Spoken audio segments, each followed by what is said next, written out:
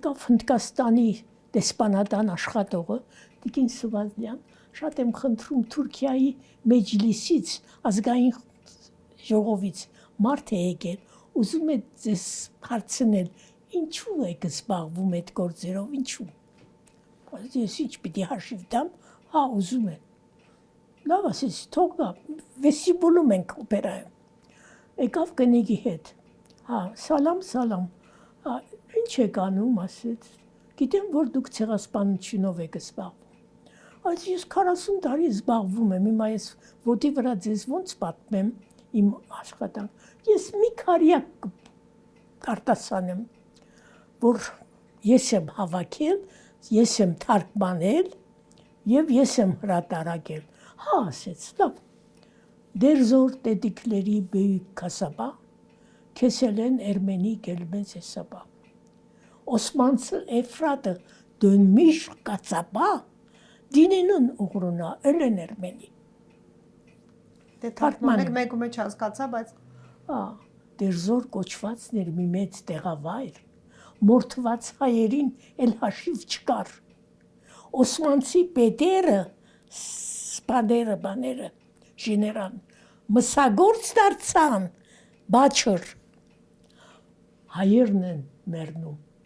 հավատքի համար։ Այս մարդը շշմեց, մնաց, չգիտի ինչ անի, լռեց, մեկ քարյակ լսեց, պաուզա, կնիկի ձեռքը բռնեց, որ ուժը ցանա, էլի լուր։ Հետո եկավ, գրկեց ինձ, համբուրեց, կնիկին արավ ու գնաց, վերջ, ոչ մի խոսք, ամեն մի քարյակը մի շարաչույն ապտակ է դրանց, որովհետև ժողովրդի ճիգյարից է խոսում, նրանք իրանց տեսածն են ներկայացնում, դերզորյան երգերը թուրքերենով են ստեղծված, ինչու թուրքերեն, որովհետև Ենիչերիների ժամանակներից հայերեն խոսել արգելված է եղել այդ արևմտյան Հայաստանի տարբեր վայրերում։ Մեծ եղերնը արևմտահայոց հուշապատումներում և թուրքալեզու երգերում։ Մեծ եղերնը։ Եվ առաջին գիրքն է սա, ցեղասպանության մասին, իմ վերապրողի հետ, Մարիամ Բախտիշյանի, որը երգում է ու լաց է լինում, նայի աչքերը, հա, լաց է լինում։ Ես այդ նրանք հավաքեցի 150 հատ քարյակներ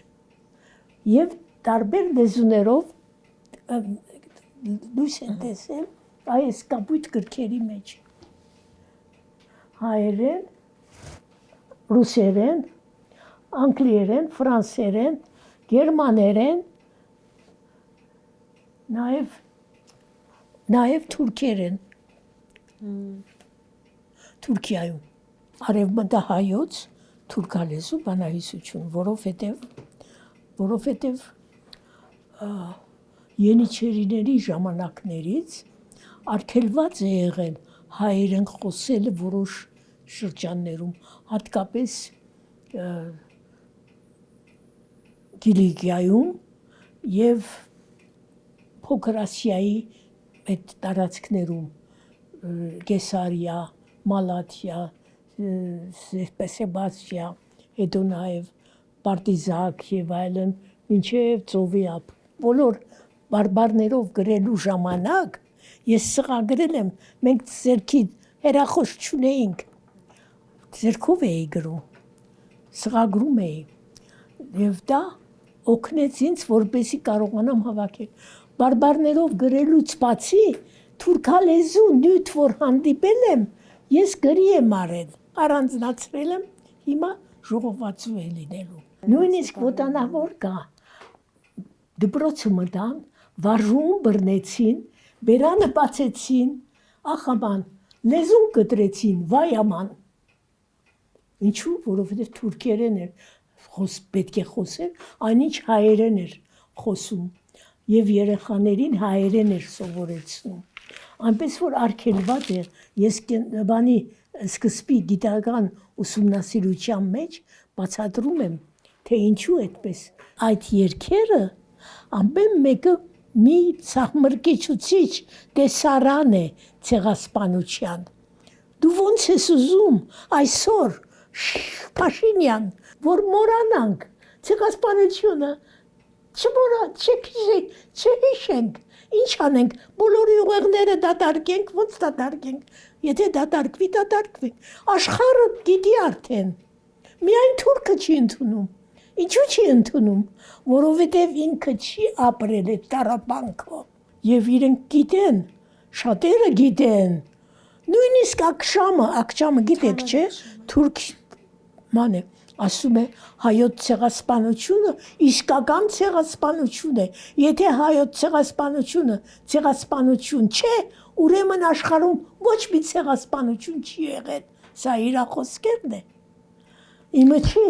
թուրք է մարդը, բայց արդեն գիտեն, նույնը և Ռակիբ Զարաքոլուն վերջերս Facebook-ում բան կար, որ Թուրքիայում լույս է տեսել Արամ Անտոնյանի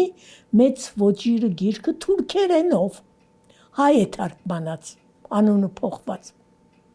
Դու աշխարհը գիտի արդեն, բոլորը բղավում են, ցեղասպանություն, հայկական ցեղասպանություն, առաջի ցեղասպանություն, հայտարարակ ցեղասպանություն։ Էս էլ թուրքերենն է, այս նույն գրքի թուրքերենը լույս տեսավ, Էրմենի Սոյքրմը։ Թուրքիայում Ռակիբ Զարաքոլուն է հրատարակել, դիսիդենտ գրող և հրապարակախոս, որը առաջին անգամ եկավ և Եղեռնի հուշարձ համալիրի մոտ ծնկի եկավ ու ներողություն խնդրեց հայ ժողովրդից, որ իր երկիրը այդքան ցավ է պատճառել հայերին, այնպես որ այդ անձնավորությունը, որը հիմա Շվեդիայում է, քանի որ իմ գիրքը լույս տեսնելուց հետո թուրքերենը Թուրքիայում լույս տեսավ և ինքը եկավ, դու մի ասա վարեցին իր դպարանը, որովհետև Բելգե էր կոչվում, փաստարկ, այսինքն միայն փաստարկներն է դպում, ուրիշ բան խրը-բրը բաներ չի դպում, և ասեց մեկ օրով փախուստ եմ դվել, ինձ հետապնդում էին, եկա Վերժինե Հանմին գիրքը նվիրելու, հետո չգիտեմ ինչ կլինի իմ վիճակը, ինձ հետապնդում են, և մեկ օրվա մեջ ազգային գրադարանում Տիգրան Զարդարյանը տնօրենը կազմակերպեց շնորհանդեսես 3 գրքերի, և ինքը ելույթ ունեցավ Զարաքոլուն, ասեց ես գիտեմ, որ հայոց ցեղասպանությունը անպայման պիտի ընդունվի Թուրքիայում, որովհետև թուրքերը պիտի զգան, որ իրենք մեղավոր են, և քանի որ այդպես է, այս գիրքը կբացի նրանց աչքերը, որովհետև նրանք կտեսնեն իրենց մեծերին, իրենց ծնողներին, որոնք ինչպես են վարվել հայերի հետ, և այդ կնպաստի, որպեսզի իրենք ավելի շրջահայաց լինեն և հասկանան, թե որն է ճիշտը, որը սխալը, քանի որ պիտի տեսնեն այդ գրքով և իրենց ծնողներին, և իրենց շրջապատը, և իրենց արարքները, և